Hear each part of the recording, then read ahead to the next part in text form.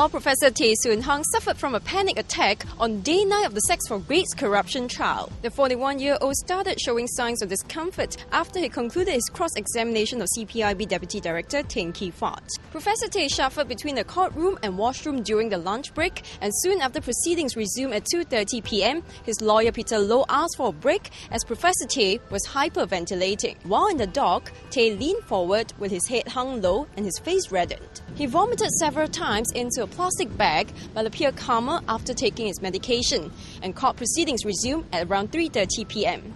Earlier in the day, Tey had called CPIB Deputy Director Teng Khee Fatt a very sophisticated interrogator. Professor Tey claimed that he broke down a few times when he was led to see Mr Teng in his office on April 5, 2012, the day he had his first 2 statements recorded at CPIB. He said that after being subjected to harsh treatment by various CPIB officers, he found comfort in Mr Teng's gentle smile and friendly gesture. Later, on May 17, 2012, when Professor Tey returned to CPIB to have his 4th statement recorded by Mr Teng himself, he said Mr Teng also apologized to him. According to Tey, Mr Teng had told him, "I'm sorry for what they had done to you. I told them, don't do that anymore." But Mr Teng disagreed with the above. He agreed with only one point, that he had always asked Professor Tey to take a seat in his office, as he always treats Professor Tey with respect. Tey claimed that at the very same meeting on May 17, Mr Teng had threatened him in Hokkien, loosely translated as follows: "I stab you once, you can die beautifully with your legs straight. But if you insist, I'll stab you tens of times and you'll die a most horrendous death."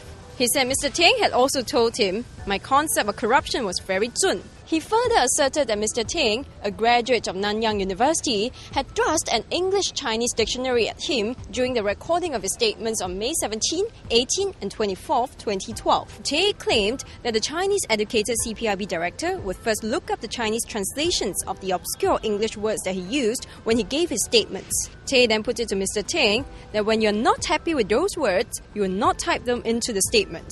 Mr Teng denied this, saying he typed what Professor Tey said to him.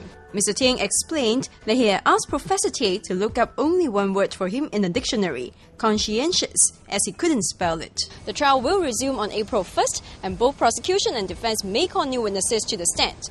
The judge will then have to decide if Professor Tey and key prosecution witness Doreen Koh had made their CPIB statements voluntarily. If it's ruled that they had been coerced, the CPIB statements will not be admitted as evidence. Stay with us for more updates on the Sex for Grades case.